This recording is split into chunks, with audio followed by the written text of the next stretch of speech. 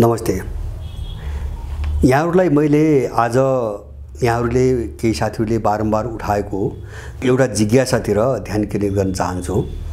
जस्तो म जे बोलिरहेको छु, जे भनिरहेको छु त्यो एउटा मान्यतामाथि आधारित छ। मेरो मान्यता के हो भन्छ भने जस्तो हामी एउटा सङ्कटमा छौँ, देश एउटा सङ्कटमा छ। यो सङ्कटको समाधान के हो, त्यो कुन दिशाबाट अगाडि बढेपछि यो समाधान हुन्छ र त्यस्ता विषयवस्तु के हुन्, यो सबैको जिज्ञासा र सबैको निम्ति आवश्यक कुरा हो। तर समाधान के हो भन्नुभन्दा पहिले हामी समस्या के हो भन्ने बुझेनौँ भने, समस्याको पहिचान भएन भने समाधान के हो भन्ने चिज पत्ता लाग्दैन। त्यसैले समाधानको कुरा गर्नुभन्दा पहिले समस्या के हो भन्ने चिजलाई पूर्ण रूपमा चिरफार गर्नुपर्छ भन्ने मान्यता अनुसार म बढी यो दलाल प्रणाली हैन अथवा वैश्विक रूपमा कुरा गर्ने हो भने यो पश्चिमावाद, नवोदारवाद, उपभोक्तावाद, बजारवाद, यो वित्तीय पुँजीवाद लगायत सारा चीजहरूको जो भण्डाफोर र चिरफार मैले गर्दै आएको छु, यो यस कारणले कि अब यो समस्या यो कारणले यो चाहिँ हाम्रो निम्ति समस्या हो भन्ने बुझिसकेपछि त्यसको समाधान के हो भन्ने दिशातिर जान सजिलो होस् हैन। मेरो अभिप्राय त्यति मात्रै थियो र अब यो समस्या के हो भन्ने पहिचान गर्ने यो अभियान भोलि पनि जारी रहन्छ। किनभने समस्या त आइराख्छन्। जस्तो भोलि एउटा समस्या होला, पर्सि अर्को आउला, निकोर्सि अर्को आउला आदि इत्यादि, यो जारी रहन्छ। तर अब मोटामोटी रूपमा अब समाधान के हो त भन्ने चिजलाई पनि अब अगाडि बढाउनु पर्छ भन्ने चाहिँ मलाई लाग्छ। त्यो समय आउँदैछ। अब समाधान के हो भन्ने विषयमा जस्तो म चाहिँ अस्पष्ट छैन। अब मसँग सम्बद्ध एउटा संस्था छ, पार्टी पनि छ तृणमूल नेपाल, त्यो पनि अस्पष्ट छैन। हाम्रो दस्तावेज छ, दस्तावेजमा हामीले धेरै चिज लेखेका छौँ र त्यसलाई अझ पूर्ण गर्न अझ थप्न बाँकी छ हैन। जो पछिल्लो परिस्थिति विकसित हुँदै गए त्यसलाई पुरा गर्न बाँकी छ। अब समस्या मैले भने नि, जस्तो मैले बारम्बार भन्छु हामी सङ्कटको अवस्थामा छौँ। सङ्कटको अवस्था भने के हो भन्छ भने यो सामान्य खालको समस्या होइन। जस्तो सामान्य समस्या भइदिएको भए कहीँ एउटा चिज जहाँ समस्या आयो त्यो एउटा सुधार गरेर यसलाई समाधान हल गर्न सकिन्थ्यो हैन। अब कहाँबाट सुधार गर्न थालौँ, समात्ने ठाउँ कहीँ पनि छैन हैन। सबै भत्कियो, जगैबाट भत्कियो, सबै भत्कियो।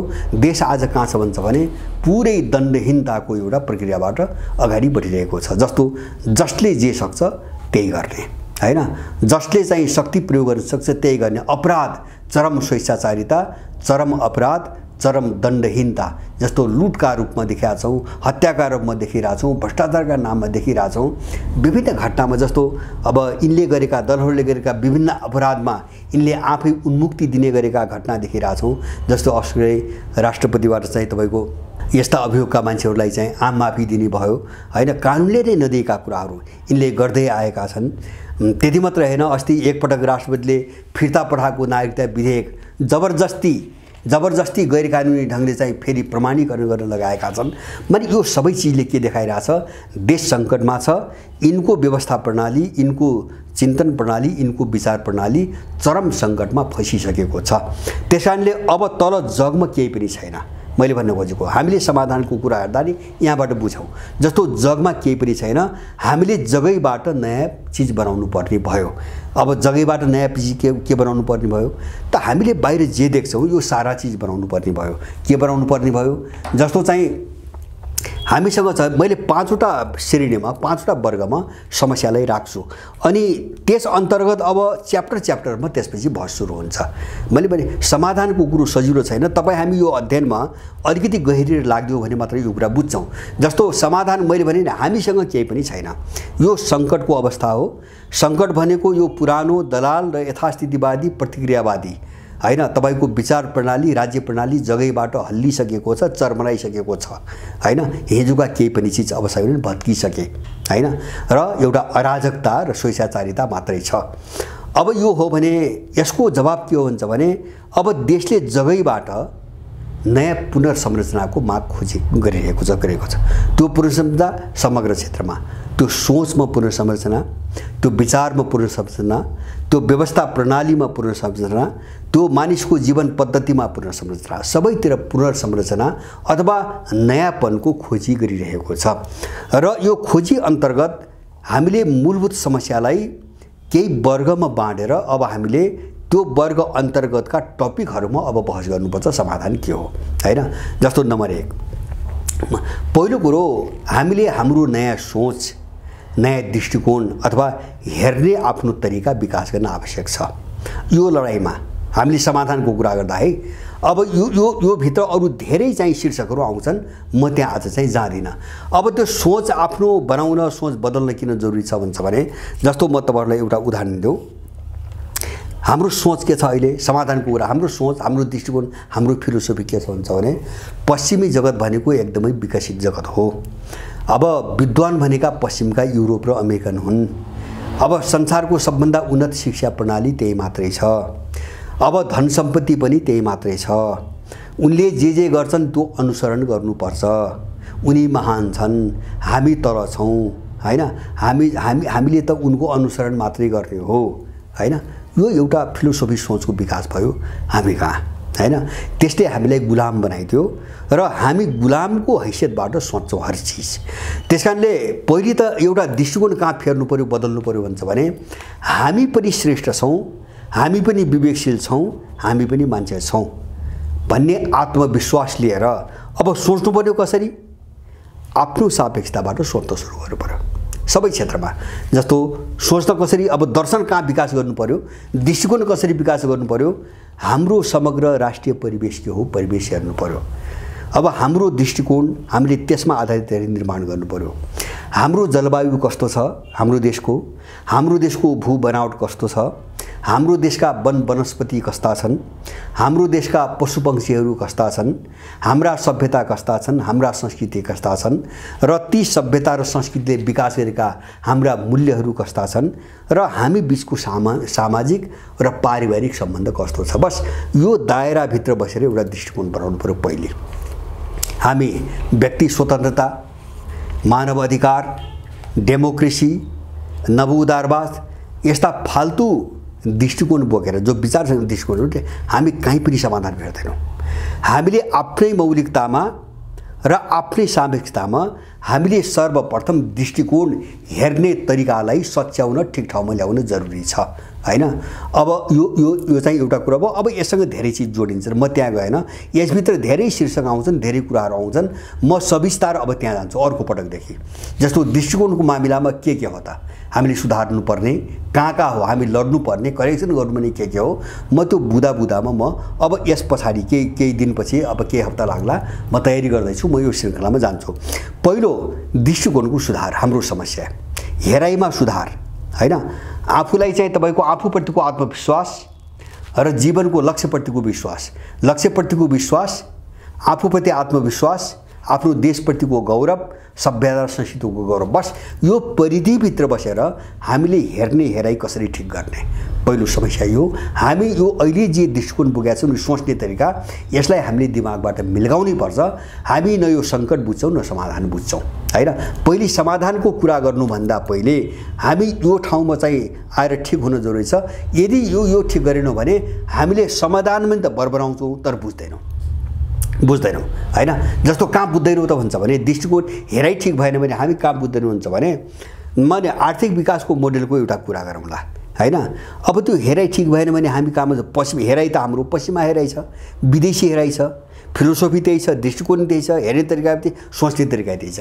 त्यसले हामीलाई कहाँ पुर्याउँछ, त्यसले चाहिँ वाह्यात कुरो भन्नेमा हामीले पुर्याउँछ हैन।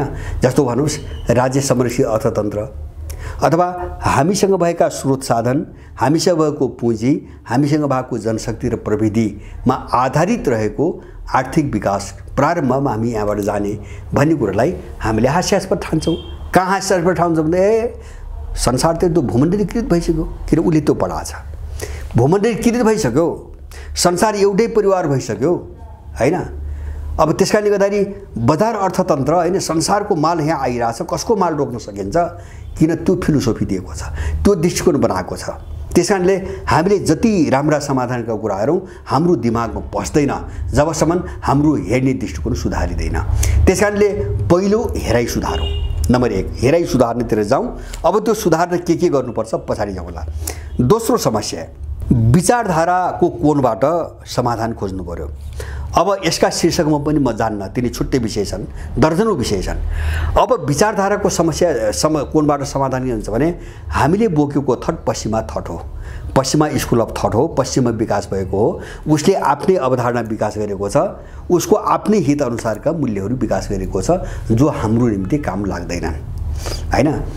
अब विचारधाराको कोणबाट कुरा गर्दाखेरि जस्तो मैले चाहिँ चलाउन खोजेको बहस अथवा हामीले आफ्नो दस्तावेजमा पारित गरेको कुरा के हुन्छ भने हामी समाज केन्द्रित विचारधाराको विकासमा लागेका छौँ। त्यो भनेको के? समाज केन्द्रित विचारधारा भने के? जस्तो अहिलेसम्मको संसारको प्रयोग हेर्दा, पछिल्लो संसारको दुनियाँको प्रयोग, इतिहास प्रयोग हेर्दा दुई थरीका विचारधाराको प्रयोग हामीले हेऱ्यौँ, हैन। एउटा पुँजीवादी विचारधाराको प्रयोग हेऱ्यौँ, एउटा समाजवादी, हैन। अब त्यो समाजवाद कति हो म चाहिँ अहिले त्यो बहस गर्न चाहन्न। समाजवादको नाममा एउटा विचारधाराको प्रयोग हामीले हेऱ्यौँ, व्यवहारमा हेऱ्यौँ, हैन। विचारलाई त एउटा समाजवादी भनियो, एउटा पुँजीवादी भनियो, तर त्यसको प्रयोग हेऱ्यौँ। प्रयोग हेर्दाखेरि चाहिँ मैले के देखेँ भन्छ भने पुँजीवादी वा समाजवादी दुवै विचारधाराको प्रयोगमा जो मान्छे भन्छौँ अथवा त्यसलाई अलि समग्रमा भन्दा समुदाय, समाज, सोसाइटी, समुदाय भनेको यो जाति समुदाय होइन, हैन, अथवा चाहिँ कुनै चाहिँ तपाईँको त्यस्तो सङ्कुचित समुदाय होइन, एउटा नागरिक समुदाय, एउटा मानवीय समुदाय, हैन। जस्तो एउटा भूगोलमा थुप्रै मान्छेहरू बस्छन्, मिलेर बसेका हुन्छन्, त्यो एउटा समुदाय हो, हैन। जस्तो काठमाडौँ उपत्यका एउटा समुदाय हो, हैन, अथवा चाहिँ झापा जिल्ला एउटा समुदाय हो। यस्तै गरी चाहिँ विभिन्न खालका समुदाय हुन्छ। अब समुदाय केन्द्रित चाहिँ तपाईँको विचारधाराको विकास त्यो प्रयोग भएन। जस्तो पुँजीवादमा के देख्यो भन्छ भने समुदाय अथवा नागरिक मान्छे भनौँ, एकाइमा कुरो गर्दाखेरि नागरिक, श्रमिक, त्यसलाई होलमा सबै नागरिकको कुरा गर्नु भने समुदाय। जस्तो एउटा औद्योगिक समुदाय भने मजदुर एउटा औद्योगिक समुदाय, हैन। पुँजीवादमा के देख्यो भन्छ भने मजदुर बिल्कुल एउटा श्रमिकको रूपमा मात्रै छ, श्रम बेच्छ र उसले त्यस बापत मुस्किलले जीवन गुजारा गर्ने तलब पाउँछ, बस।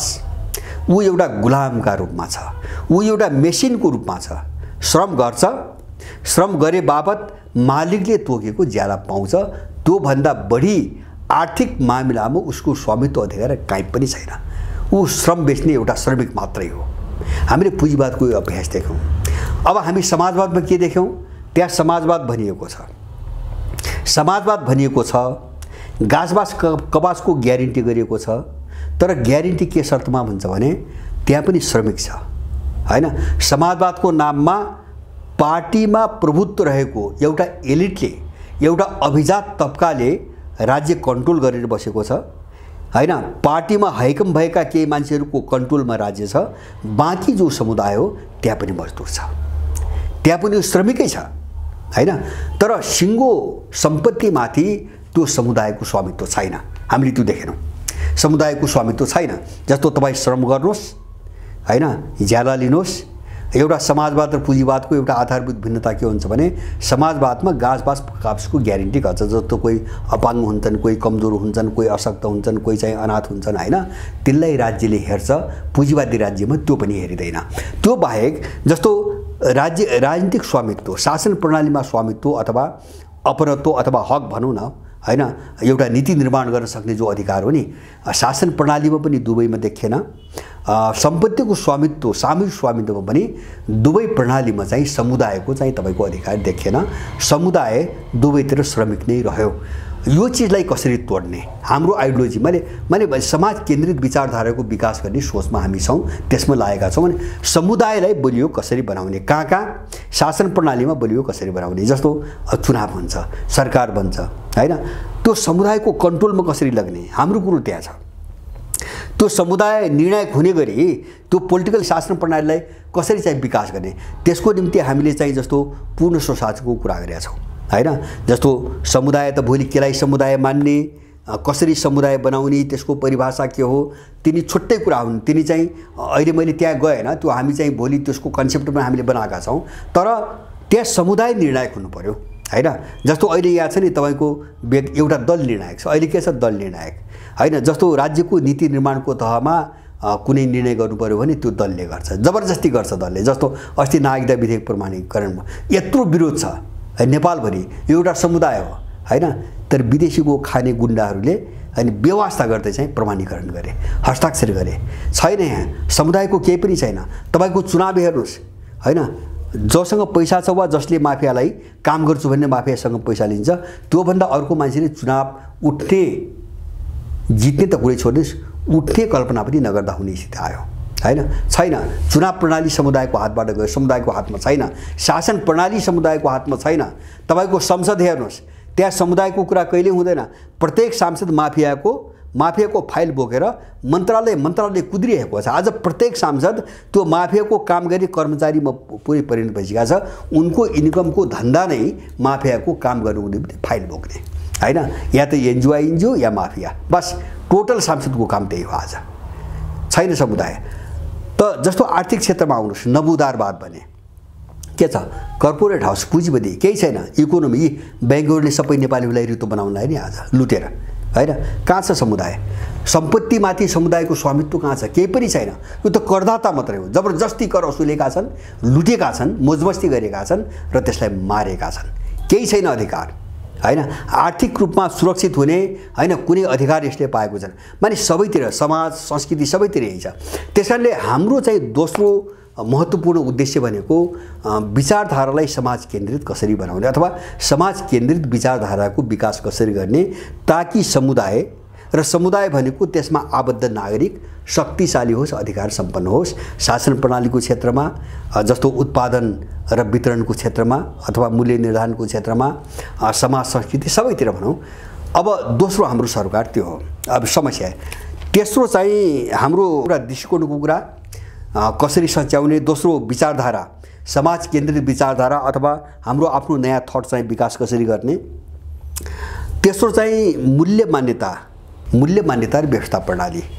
अब यसमा हाम्रोपन कसरी ल्याउने, यो ठुलो चुनौती हामी कहाँ छ भन्दा ठुलो चुनौती हाम्रो अगाडि छ।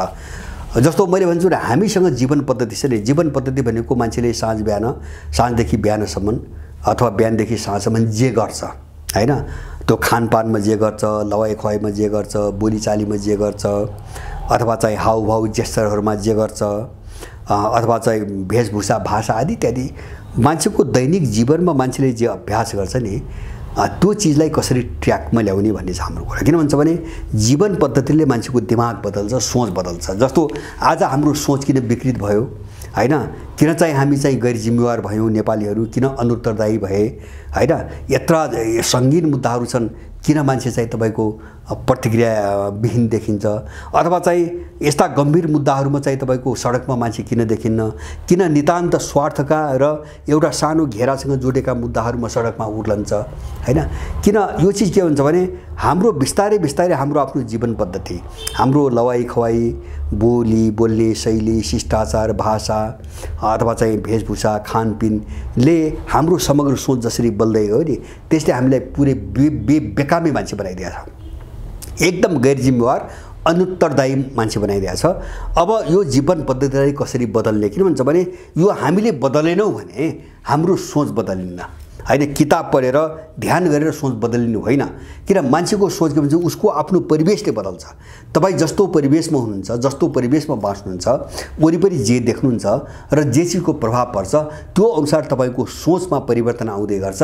हामी धेरै बदलिसकेका छौँ, हामी गैर नेपाली भइसकेका छौँ, हाम्रो आफ्नोपनबाट धेरै टाढा गइसकेका छौँ। त्यसकारणले हाम्रो तेस्रो राई यदि अब ठिक ढङ्गले सोचेर ठिक ढङ्गले अगाडि जाने, समाधानको बाटोमा जाने हो भने आफ्नो जीवन पद्धति उल्टाउनु पर्छ र यसले चाहिँ हाम्रो समग्र परिवेश, हाम्रो जीवनको परिवेशलाई एउटा ठिक बाटोमा लग्ने वातावरण सिर्जना गर्नुपर्छ। एउटा मैले जीवन पद्धतिको कोणबाट, अर्को चाहिँ तपाईँको जस्तो मूल्य मान्यता व्यवस्था प्रणालीको कोणबाट। अनि अब यो जीवन पद्धति सुन्नुहोस् है, जीवन पद्धति मैले मूल्य मान्यता र व्यवस्था प्रणालीको जीवन पद्धतिको कुरा अरे हैन। अब मूल्य मान्यता र व्यवस्था प्रणालीको कोणबाट हामीले अर्को समाधान खोजेको, चौथो समाधान। अब व्यवस्था भने त आम रूपमा बुझ्नुहुन्छ हैन। व्यवस्था भनेको त्यहाँ चाहिँ राजनीतिक व्यवस्था पनि छ, आर्थिक व्यवस्था पनि छ। व्यवस्था भने एउटै बुझ्नु हुँदैन। व्यवस्था भनेको सरकार मात्रै होइन, हैन?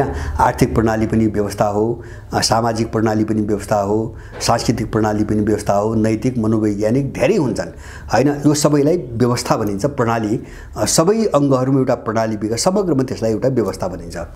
अब त्यो व्यवस्था त एउटा बस सबै चिज मिल्यो भने त्यो व्यवस्थाको एउटा विकास हुनुभयो।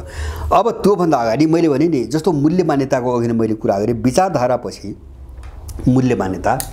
अब यो मूल्य मान्यता किन करेक्सन गर्न जरुरी छ भन्छ भने हामीले यसलाई सुधार गर्न सकेनौँ भने हामीले कुनै पनि चिजलाई ठिक ढङ्गले बुझ्दैनौँ, हैन? जस्तो कतिपय अवधारणा र त्यससँग जोडिएका मूल्यहरू छन्, हैन? हामीले आत्मसात गरेका, त्यसलाई नहटाउने हो भने हामीले कुनै पनि चिजको अर्थ हामी बुझ्दैनौँ। जस्तो म तपाईँलाई एउटा उदाहरण दिन्छु। हाम्रो समस्याको कुरा मात्रै गर्दैछु है मैले। जस्तो व्यक्ति स्वतन्त्रता, यो एउटा पश्चिमा मूल्य हो। व्यक्ति स्वतन्त्र हुनुपर्छ, मैले त्यसलाई पुरै नकारे होइन। तर मेरो भनाइ के हुन्छ भने व्यक्ति मूलतः कर्तव्य प्रधान मान्छे हो, अधिकार प्रधान होइन। व्यक्ति निरपेक्ष रूपमा स्वतन्त्र कहिले पनि हुन सक्दैन, किन ऊ परिवारको सदस्य हुन्छ, ऊ समाजको सदस्य हुन्छ, ऊ देशको नागरिक हुन्छ। त्यसैले यो तीनटा चिजलाई नाघेर अथवा मान्दैन भनेर व्यक्ति सार्वभौम रूपमा निरपेक्ष रूपमा स्वतन्त्र हुनै सक्दैन। यदि हामीले यो मूल्य हटाउन सकेनौँ भने हामी जहिले पनि अराजक भइरहन्छौँ, जहिले पनि चरम स्वार्थी भइराख्छौँ र आफूलाई मात्रै हेर्ने, अरू कसैको हेर्दै नहेर्ने जो हामी छौँ अहिले, जो बनाइएको छ। जस्तो अहिले हामी देख्छौँ नि, व्यक्ति स्वतन्त्रताको नाममा अपराधीले अपराध गर्छ, बलात्कार गर्छ, मान्छे मार्छ, हैन?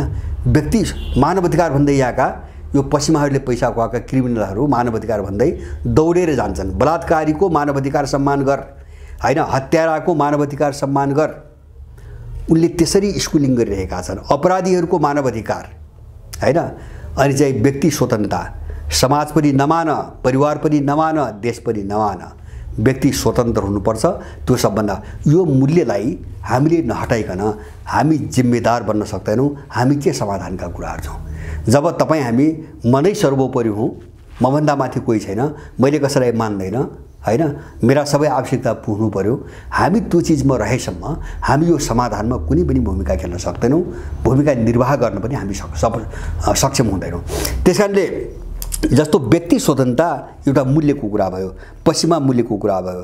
त्यस्तै म दोस्रो उदाहरण दिन्छु, प्रजातन्त्र, हैन? प्रजातन्त्र भनेको के? प्रजातन्त्रले के भन्छ? दलीय सर्वोच्चता भन्छ। त्यहाँ दल माथि छ, हैन? त्यो एउटा मूल्य हो, त्यो पश्चिमाहरूको मूल्य हो, हैन? प्रजातन्त्र हुनुको लागि यिनको व्याख्याको प्रजातन्त्र हुनुको लागि के हुनुपर्छ? त्यहाँ दल हुनुपर्छ, दलका बीचमा चुनाव हुनुपर्छ, हैन? अनि जित्नेले शासन गर्नुपर्छ, दोस्रो वा तेस्रो हुनेले प्रतिपक्ष भएर विरोध गर्नुपर्छ, बस। र त्यो चुनाव के को निम्ति? शक्तिको निम्ति, सत्तामा जानुको निम्ति। अब यहाँ हेरौँ, त्यहाँ दल छ, दलका बीचमा प्रतिस्पर्धा छ, लडाइँ छ, त्यो के को निम्ति? शक्तिको निम्ति, हैन? अब यो मूल्य हामी यो प्रजातन्त्रबाट हामी चाहिँ देश बनाउन सक्दैनौँ, हैन? किन मैले भने यिनको प्रजातन्त्रमा दल छ, समाज छैन। सुन्नुहोस् है, दल छ, सर्वोपरि छ, देश सर्वोपरि छैन, राष्ट्र सर्वोपरि छैन, समाज सर्वोपरि छैन, दल सर्वोपरि छ। नम्बर एक हेरौँ।